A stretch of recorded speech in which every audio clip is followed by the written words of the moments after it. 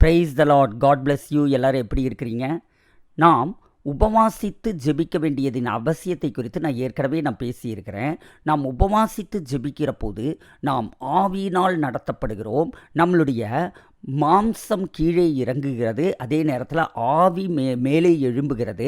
ஆவியில் சிந்திக்கிறோம், ஆவியில் பேசுகிறோம், ஆவியில் நடக்கிறோம், ஆவியானவருடைய சத்தத்துக்கு கீழ்ப்படுகிறோம். கர்த்தருடைய சத்தம் நமக்கு துல்லியமாக கேட்கிறது, ஆவியானவருடைய வழிநடத்துதல் உண்டாகிறது.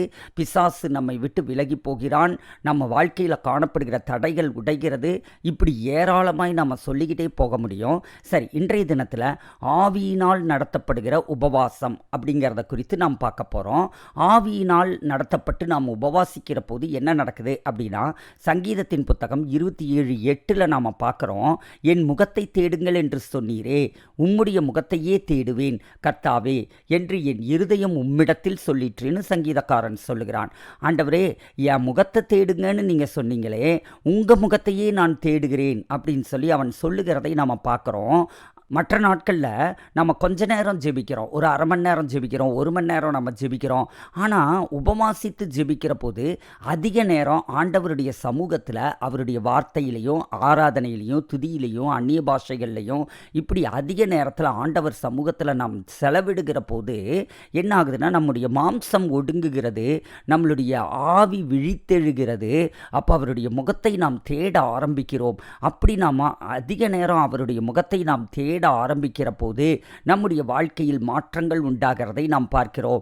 இயேசு கிறிஸ்து அவர் ஊழியத்தை துவங்கின போது 40 நாட்கள் உபவாசித்தார் அப்படின்னு சொல்லி நம்ம பார்க்குறோம். மத்தேயுவின் புத்தகம் 4ஆம் அதிகாரம் 11ஆம் வசனத்தில், அப்பொழுது பிசாசானவன் அவரை விட்டு விலகி போனான், உடனே தேவதூதர்கள் வந்து அவருக்கு பணிவிடை செய்தார்கள் அப்படின்னு சொல்லி நம்ம பார்க்குறோம். இயேசு 40 நாட்கள் அவர் உபவாசித்து முடிக்கிற போது அவருக்கு பசியுண்டாயிற்று. அப்போ சோதனைக்காரன் வருகிறான், அவன் வந்து சோதிக்கிறான். அப்படி அவன் சோதிக்கிற போது அந்த சோதனைகள் எல்லாத்திலையும் வசனத்தினாலே அவர் ஜெயித்தார் அப்படின்னு சொல்லி நாம் பார்த்தோம். அப்போது அந்த பிசாசானவன் அவரை விட்டு விலகி போயிடுறான். தேவதூதர்கள் வந்து அவருக்கு பணிவிடை செய்தார்கள் அப்படின்னு சொல்லி நம்ம பார்க்குறோம். சரி, இதே கான்டெக்ஸ்ட்டு லூக்காவின் புத்தகம் 4ஆம் அதிகாரம் 14ஆம் வசனத்தில் அடுத்து என்ன சொல்லப்பட்டிருக்குன்னு பார்த்தீங்கன்னா, பின்பு இயேசு ஆவியானவருடைய பலத்தினாலே கலிலேயாவுக்கு திரும்பி போனார், அவருடைய கீர்த்தி சுற்றிலும் இருக்கிற தேசமெங்கும் பரம்பிற்று. இயேசு என்ன பண்ணுறாரு, ஆவியானவருடைய பலத்தினால புறப்பட்டு கலிலேயாவுக்கு போகிறார். ஃபாஸ்டிங்கை முடிச்சுட்டு பாருங்க, ஆவியானவரால் தான் அவர் வனாந்தரத்துக்கு கொண்டு போகப்பட்டார். ஆவியினால் நடத்தப்பட்டு 40 நாட்கள் அவர் உபவாசித்தார். அடுத்தது உபவாசத்தை முடித்த பின்பும் ஆவியானவருடைய பலத்தினாலே கலிலேயாவுக்கு திரும்பி போனார்னு சொல்லி நம்ம பார்க்குறோம். நீங்கள் உபவாசத்தை ஆவியானவர் நமக்கு உபவாசிக்கும்படியாக அவர் உணர்த்துகிற போது அந்த உள்ளுணர்வுக்கு இமீடியட்டாக நாம் கீழ்ப்படியணும். சபையில் நாம் உபவாசித்து ஜெபிக்கலாம் அப்படின்னு சொல்லுகிற போது அந்த உள்ளுணர்வுக்கு நாம் அந்த ஆலோசனைக்கு, பரிசுத்தாவியானவருடைய ஆலோசனைக்கு நாம் உடனடியாய் நாம் கீழ்ப்படியணும். கீழ்ப்படிந்து நாம் உபவாசித்து ஜெபிக்க ஆரம்பிக்கிற போது என்னாகுது, ஆவியினாலே நடத்தப்பட்டு ஆவியானவராலே கொண்டு போகப்பட்டு வனாந்தரத்தில் போய் அவர் உபவாசித்து ஜெபித்த மாதிரி நாமளும் ஆவியானவராலே நாம் நடத்தப்பட்டு ஒரு கோர்ஸ் ஆஃப் டைம், அதாவது ஒரு குறிப்பிட்ட சில நாட்கள் நாம் உபவாசித்து நாம் ஜெபிக்கிறோம். அப்படி ஆவியானவராலே கொண்டு போகப்பட்டு நாம் உபவாசித்து ஜெபிக்கிறோம், ஆவியினாலே நடத்தப்பட்டு உபவாசித்து ஜெபிக்கிறோம். அந்த உபவாச ஜெபம் முடிகிற போது இயேசு ஆவியானவருடைய பலத்தினாலே கலிலேயாவுக்கு திரும்பி போனார். அப்போ ஆவியின் பலத்தில் நீங்கள் உங்களுடைய வாழ்க்கையின் பகுதிகளுக்குள்ளாக நீங்கள் திரும்பி வர்றீங்க, உங்கள் ஊழியத்துக்குள்ளே திரும்பி வர்றீங்க, உங்கள் திருமண வாழ்க்கைக்குள்ளே திரும்பி வர்றீங்க, உங்கள் குடும்ப வாழ்க்கைக்குள்ளே நீங்கள் திரும்பி வர்றீங்க, உங்கள் வேலைக்குள்ளே திரும்பி வர்றீங்க, உங்கள் பிஸ்னஸ்க்குள்ளே திரும்பி வர்றீங்க. இப்போது நீங்கள் உங்கள் சுய பலத்தை விட்டுட்டு, மாம்ச பலத்தை விட்டுட்டு, மூல பலத்தை விட்டுட்டு, உங்களுக்கு இருக்கக்கூடிய எல்லா பலத்தையும் விட்டுட்டு நீங்கள் ஆவியானவருடைய பலத்தினாலே உபவாசத்தை முடிக்கிற போது நீங்கள் உங்களுடைய இயல்பு வாழ்க்கைக்குள்ள, ஊழியத்துக்குள்ள நீங்கள் திரும்புகிறீர்கள், ஆவிக்குரிய வாழ்க்கைக்குள்ள நீங்கள் திரும்புகிறீர்கள். இப்போ என்ன நடக்குதுன்னு பாருங்க, அவருடைய கீர்த்தி சுற்றிலும் இருக்கிற தேசமெங்கும் பரம்பிற்று. பாருங்க, இயேசு அங்கே கலிலேயாவுக்கு வந்திருக்கிறார் அப்படிங்கிற அந்த கீர்த்தி, அந்த புகழ் சுற்றிலும் இருக்கக்கூடிய அப்படியே எல்லா தேசங்களிலும் பரவினது அப்படின்னு சொல்லி நம்ம பார்க்குறோம். நீங்கள் உபவாசித்து ஜெபிக்கிற போது, உபவாசித்து ஜெபித்து முடித்து உங்களுடைய மாம்ச பலத்தை, சிந்தையின் பலத்தை, உங்களுடைய உணர்வுகளின் பலத்தை, உங்களுக்கு இருக்கக்கூடிய எந்த ஒரு பலத்தையும் இழந்துட்டு வெறுமையாக்கிட்டு ஆவியின் பலத்தினாலே நீங்கள் புறப்பட்டு வருகிற போது என்ன நடக்குது அப்படின்னு பார்த்தீங்கன்னா, நீங்கள் கையிட்டு செய்கிற காரியங்கள், அது ஊழியமாக இருந்தாலும் சரி, உங்கள் குடும்ப வாழ்க்கையாக இருந்தாலும் சரி, அது உங்கள் வேலையாக இருந்தாலும் சரி, பிஸ்னஸாக இருந்தாலும் சரி, அங்கே உங்களுக்கு ஒரு கனம் உண்டாகிறது, அங்கே உங்களுக்கு ஒரு உயர்வு உண்டாகிறது, அங்கே ஜனங்கள் உங்களை தேடி வருகிறார்கள், அங்கே உங்களுக்கு தேவையான எல்லா விதமான தேவ தயவும் மனுஷர் தயவும் நமக்கு உண்டாகிறது, அங்கே உங்களுக்கு கனமும் புகழும் எழும்ப ஆரம்பிக்கிறது. இப்போ நாம் என்ன செய்யணும்? நாம் இயேசு கிறிஸ்துவின் அந்த உபவாச முறையை நாம் கண்டிப்பாக நம்முடைய வாழ்க்கையில் நாம் பின்பற்ற வேண்டும்.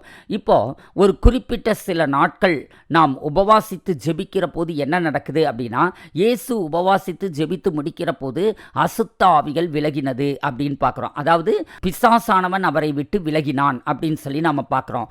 ஒரு குறிப்பிட்ட நாட்கள் நாம் உபவாசித்து ஜெபிக்கிற போது நம்முடைய வாழ்க்கையில் காணப்படுகிறதான எல்லா விதமான தடைகளும் உடைகிறது.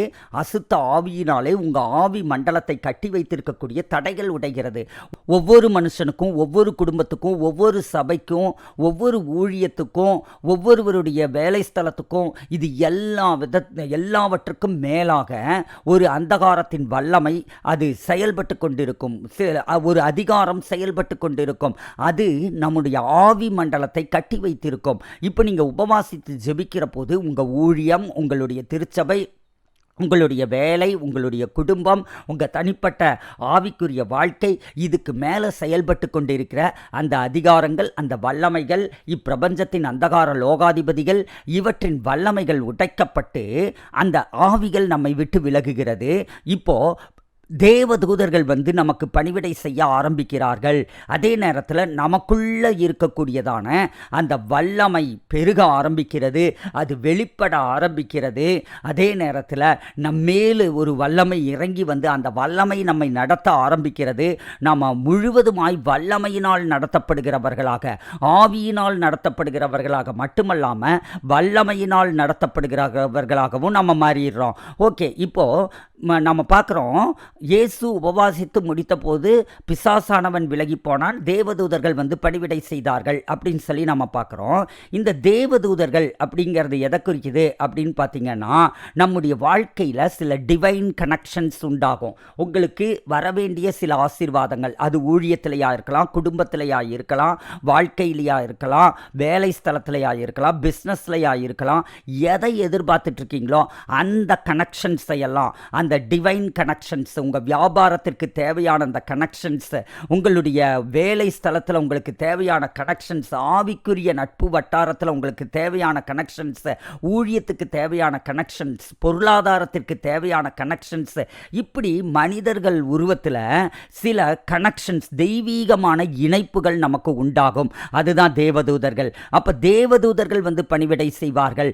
உங்களுக்கு காணிக்கைகளினால் தாங்குகிற, அல்லது உங்களுக்கு பணத்தினால் உதவி செய்கிற, உங்கள் பொருளாதாரத்தை பெருக்கத்தக்க விதத்தில், உங்கள் பிஸ்னஸை பெருக்கத்தக்க விதத்தில் உதவிகளை செய்கிற, அதே போல் உங்களுக்கு ஒரு பொண்ணு பார்த்து கொடுக்குற, ஒரு மாப்பிள்ளை பார்த்து கொடுக்குற, அல்லது உங்களுக்கு ஒரு நல்ல வேலைக்கு ரெக்கமெண்ட் பண்ணுற, இப்படிப்பட்டதான நல்ல கனெக்ஷன்ஸ், நல்ல மனிதர்கள், தேவனால் உண்டாக்கப்பட்டதான அந்த நல்ல கனெக்ஷன்ஸ் உங்கள் வாழ்க்கையில் பெருகுகிறதை நீங்கள் பார்க்க முடியும். அப்போது உங்கள் வாழ்க்கையில் அந்த அசுத்த ஆவிகள் எல்லாம் விலகி தேவதூதர்கள் இறங்கி வந்து உங்களுக்கு பணிவிடை செய்கிறதை நீங்கள் பார்ப்பீர்கள்.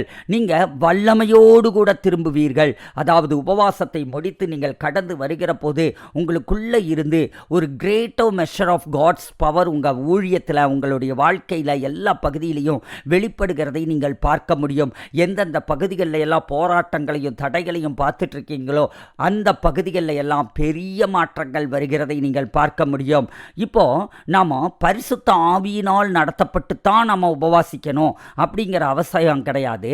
உபவாசம்ங்கிறது என்ன அப்படின்னா, எந்த ஒரு சீஷனும் இயேசு கிறிஸ்துவை பின்பற்றுகிற எந்த ஒரு சீஷனாய் இருந்தாலும் அவன் கண்டிப்பாக அவன் உபவாசித்து ஜெபிக்க வேண்டும். இயேசுவை நாம் பின்பற்றுகிற ஒரு சீஷனாய் இருக்கிறோம் அப்படின்னா நமக்கு கண்டிப்பா நாம் சுயத்தை ஒடுக்குகிற, சுயத்தை வெறுக்கிற, சுயத்தை மறக்கிற ஒரு வாழ்க்கை நமக்கு வேண்டும். நான் சிறுகவும் நீர் பெருகவும் வேண்டுமாய் ஜெபிக்கிறேன் நம்ம சொல்றோம். அப்ப நாம் சிறுகவும், நம்முடைய சுயம் சிறுகவும், இயேசு கிறிஸ்துவின் எண்ணங்கள், இயேசு கிறிஸ்துவின் ஆவிக்குரிய காரியங்கள் நமக்குள் பெருகவும் தக்கதாக அந்த ஒரு வாழ்க்கை நாம் வாழணும்.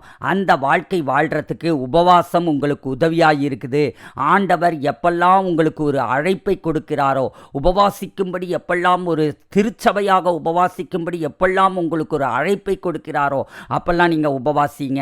அதே நேரத்தில் எப்பெல்லாம் ஆண்டவர் உங்களுக்கு அவர் உபவாசிக்கும்படி தனிப்பட்ட விதத்தில் உபவாசித்து ஜெபின்னு சொல்கிறாரோ அப்பெல்லாம் உபவாசித்து ஜெபிங்க. என்னுடைய ஆலோசனை வாரத்துக்கு 2 நாளாகிலும் நீங்கள் உபவாசித்து ஜெபிங்க. அந்த பழக்கத்திற்குள்ள நீங்கள் கடந்து வாங்க. உபவாசித்து ஜெபிக்கிற போது நீங்கள் சாப்பாட்டை மட்டும் விட்டுற மாதிரி இருக்கக்கூடாது. சாப்பாட்டை விட்டு அந்த நேரத்தில் நீங்கள் தேவ சமூகத்தில் குறைஞ்சது 4 மணி நேரத்திலிருந்து 8 மணி நேரமாவது நீங்கள் காத்திருங்க. வேதத்தை வாசித்து, அதே நேரத்தில் தியானித்து, அந்நிய பாஷைகளில் பேசி, அதே நேரத்தில் ஆராதித்து, துதித்து, மெசேஜ் கேட்டு, இப்படி ஆவிக்குரிய காரியங்களை செய்து அவர் சமூகத்தில் நீங்கள் காத்திருங்க. இப்போ உபவாசிக்கும்படியாக ஆண்டவர் சொல்லிட்டார்னா, ஐயோ என்னால் எப்படி உபவாசிக்கிறது, என்னால் முடியாதே, அது 1 நாளாக இருந்தாலும் சரி, 40 நாளாக இருந்தாலும் சரி, அது ஆண்டவரே என்னால் இந்த உபவாசத்தை செய்ய முடியாதே அப்படின்னு சொல்லி நீங்கள் நினைக்காதீங்க. அதற்கான வல்லமையை அவர் கொடுக்கிறார். ஆண்டவர் ஒன்றை சொன்னார்னா அதுக்குரிய வல்லமையையும் அவரே கொடுத்து விடுகிறார். அதனால் ஆண்டவர்கிட்ட இருந்து எந்த ஒரு வார்த்தை வந்தாலும், ஒன்றை செய்ய சொல்லி சொன்னார் அப்படின்னா, ஒன்றை விசுவாசிக்க சொல்லி சொன்னார் அப்படின்னா அதற்கு தேவையான எல்லா சப்ளையும் அவர் கொடுக்கிறாரு. அப்போ உங்களுக்கு உபவாசித்து ஜெபிப்பதற்கு தேவையான அந்த ஸ்ட்ரென்த்தை அவர் உங்களுக்கு கொடுக்கிறார். அதனால் இந்த 40 நாட்கள் நான் எப்படி உபவாசித்து ஜெபிக்கிறது அப்படின்னு சொல்லி நீங்கள் யோசிக்க வேண்டியதில்லை. இப்போவே 7 நாட்கள் கடந்துருச்சு. நீங்கள் தைரியமாய் உபவாசித்து ஜெபியுங்கள். கர்த்தர் உங்களுடைய வாழ்க்கையில் பெரிய காரியங்களை செய்கிறதை நீங்கள் பார்ப்பீர்கள். நன்றி ஆண்டவரே. அருமை தேவ பிள்ளைகளை உம்முடைய கரங்களில் ஒப்புக் கொடுக்கிறேன். ஆண்டவரே, உபவாசத்தில் ஆண்டவரே அப்பா, அருமை பிள்ளைகள் உபவாசத்தின் ரகசியங்களை அறிந்து கொண்டு, அதன் முக்கியத்துவத்தை உணர்ந்து கொண்டு, தங்களுடைய மாம்சத்தை ஒடுக்கி, ஆண்டவரே அந்த செல்ஃப் டினையல், சுயத்தை மறுத்து, ஆண்டவரே உங்கள் சமூகத்தில் காத்திருந்து ஜெபிக்கத்தக்கதாக ஆண்டவரே அருமை ஆவியானவர் உதவி செய்கிறதற்காக நாங்கள் நன்றியோடு கூட துதிக்கிறோம். இந்த நாட்களில் எங்களுடைய வாழ்க்கையில், எங்களுடைய ஊழியத்தில், எங்களுடைய அழைப்பில் ஆண்டவரே காணப்படுகிறதான எல்லா விதமான சத்துருவின் வல்லமைகளும் அது அகற்றப்பட்டு ஆவி மண்டலம் திறக்கப்பட்டு தேவதூதர்கள் இறங்கி வந்து எங்களுக்கு பணிவிடை செய்கிறார்கள். டிவைன் கனெக்ஷன்ஸ் உண்டாகிறது. கர்த்தர் பெரிய காரியங்களை செய்ததற்காக, காரியங்கள் மாறுதலாய் முடிந்ததற்காக, பிசாசுகள் விலகி ஆண்டவரே அப்பா எங்கள் காரியங்களில் ஜெயம் வந்ததற்காக நாங்கள் நன்றியோடு கூட துதிக்கிறோம். கர்த்தர் தாமே ஆசீர்வதித்தருளும். உம்முடைய நாமத்தை மகிமைப்படுத்துகிறோம். தொடர்ந்து நீர் ஆசீர்வதியும். ஆமீன். இந்த உபவாச நாட்களில் எங்களுடைய ஊழியங்களுக்காகவும் நீங்கள் ஜெபியுங்கள். நாங்கள் இந்த வருடங்களில் சபை 1000 பெருக வேண்டும்னு சொல்லி நாங்கள் விசுவாசிக்கிறோம். அதே நேரத்தில் நாங்கள் ஒரு சபைக்காக கர்த்தர் பேசியிருக்கிற வண்ணமாக 20 crores ஒரு சபை கட்டிடத்தை கட்ட வேண்டும்னு சொல்லி நாங்கள் தீர்மானித்திருக்கிறோம். இடம் வாங்கிறதுலேருந்து சபை கட்டுறதுல இருந்து எல்லா காரியத்துக்கும் கர்த்தரை நாங்கள் விசுவாசித்து கொண்டிருக்கிறோம். உங்களுடைய சிறப்பான காணிக்கைகளினாலும் நீங்கள் தாங்குங்கள். இந்த வீடியோவை நீங்கள் ஷேர் பண்ணுங்கள்.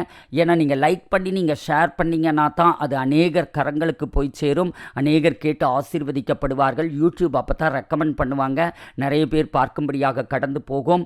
அதனால் நீங்கள் இதை ஒரு ஊழியமாக செய்யுங்கள். கர்த்தர் தாமே உங்களை ஆசீர்வதிப்பாராக. ஆமீன். God bless you.